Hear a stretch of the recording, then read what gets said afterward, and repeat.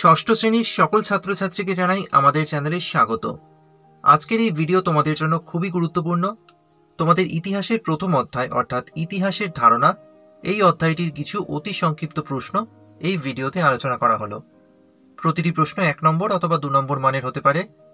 তোমাদের পরীক্ষার জন্য কিন্তু এগুলো খুবই গুরুত্বপূর্ণ, তাই মনোযোগ দিয়ে ভিডিওটি শেষ পর্যন্ত দেখতে থাকো। চ্যানেলে নতুন হলে চ্যানেলটিকে সাবস্ক্রাইব করতে কিন্তু ভুলো না, আর পাশে থাকা বেল আইকনটা অবশ্যই ক্লিক করে দিও। তাহলে দেখে নাও এই অধ্যায় থেকে কি কি প্রশ্ন হতে পারে। 1 নম্বর প্রশ্ন, ইতিহাস কাদের কথা বলে? ইতিহাস মানুষের কথা বলে। 2, পুরনো দিনের বেশিরভাগ সভ্যতা কোথায় গড়ে উঠেছিল? নদীর ধারে। 3, নদীমাতৃক সভ্যতা কাকে বলে? নদীর ওপর নির্ভর করে যে সভ্যতাগুলি তৈরি হয়েছিল তাকে নদীমাতৃক সভ্যতা বলে।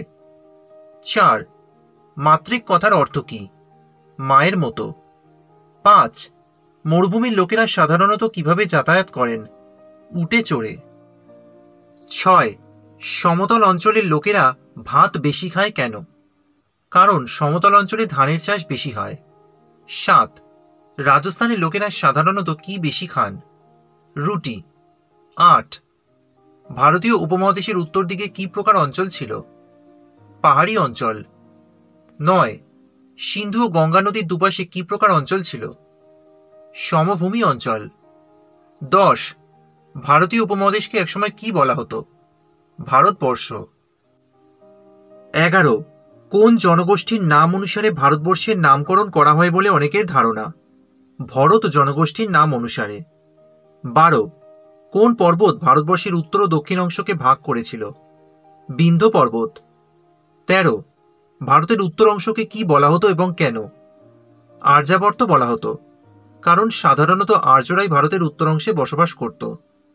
14, বিন্ধ্য পর্বতের দক্ষিণ ভাগকে কি বলা হতো?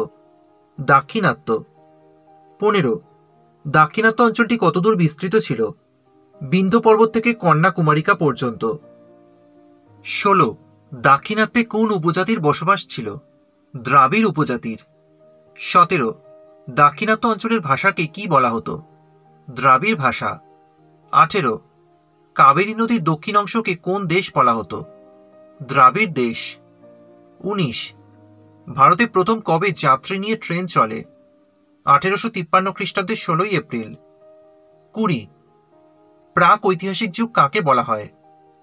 একসময় মানুষ লিখতে পারত না, সেই সময়ের কথা আমাদের অনুমান করে নিতে হয়, এই সময়কেই অনেকে প্রাক ঐতিহাসিক যুগ বলে। 21, প্রায় ঐতিহাসিক যুগ কাকে বলে? একসময় মানুষ লিখতে শিখেছিল, কিন্তু সেই সময়ের সব লেখা আজও পড়া যায়নি। ইতিহাসের এই সময়টিকেই বলা হয় প্রায় ঐতিহাসিক যুগ। 22, কোন সম্রাটের সিংহাসনে আরোহণের সময় থেকে শকাব্দ গণনা শুরু হয়? কুষাণ সম্রাট কনিষ্কের। 23, কনিষ্ক কত খ্রিস্টাব্দে সিংহাসনে বসেন? 78 খ্রিস্টাব্দে। 24, ডান দিকে রয়েছে দেখো, গুপ্তাব্দ চালু করেন কে? গুপ্ত সম্রাট প্রথম চন্দ্রগুপ্ত। 25, কার রাজা হওয়ার সময় থেকে হর্ষাব্দ চালু হয়? হর্ষবর্ধনের রাজা হওয়ার সময় থেকে। 26, শিলালেখ কাকে বলা হয়? পাথরের গায়ে খোদাই করা লেখাকে শিলালেখ বলা হয়। 27, হর্ষবর্ধন কত খ্রিস্টাব্দে সিংহাসনে আরোহণ করেন? 606 খ্রিস্টাব্দে। 28, বিভিন্ন শাসকদের গুণগান লেখ হিসেবে খোদাই করা হলে তাকে কি বলা হতো? প্রশস্তি। 29, প্রশস্তি শব্দের অর্থ কি? গুণগান করা।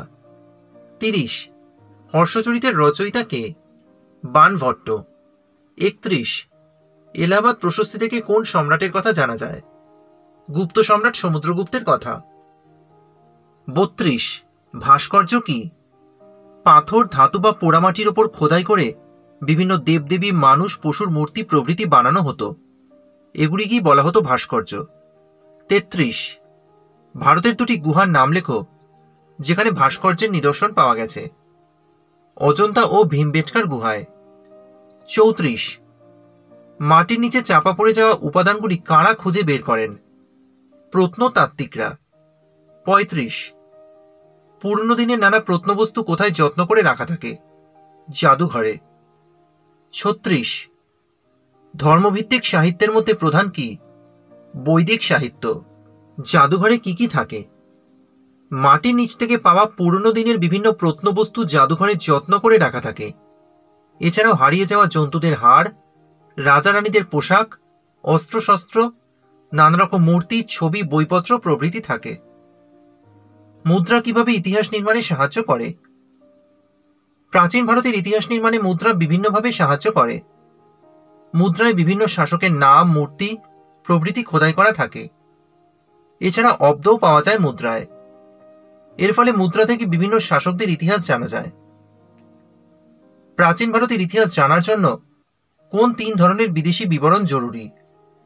গ্রিক, রোমান ও চীনা দূত ও পর্যটকদের বিবরণ। 32. সাহিত্য উপাদানের সমস্যাগুলি কি কি? বিদেশি সাহিত্য উপাদানের বেশ কিছু সমস্যা আছে। যেমন, বিদেশিরা ভারতীয় উপমহাদেশের সংস্কৃতি বুঝতেন না, ফলে অনেক কিছুর মানে বুঝতে তাদের অসুবিধা হয়েছিল। কাব্য বা নাটকগুলি থেকে সমাজের নিচুতলার মানুষদের কথা বিশেষ জানা যায় না। বিভিন্ন দেশীয় সাহিত্যে পক্ষপাতিত্বের উদাহরণ আছে। অধিকাংশ সাহিত্যের বর্ণনা মন গড়া। তাহলে ইতিহাসের প্রথম অধ্যায়ের সমস্ত প্রশ্নগুলো তোমরা এই ভিডিওতে পেয়ে গেলে। ভিডিওটা ভালো লাগলে একটা লাইক করে দিও, ভিডিওটি শেয়ার করো। এই অধ্যায় সম্পর্কিত তোমাদের কোনো প্রশ্ন থাকলে অবশ্যই আমাকে কমেন্ট করে জানিও।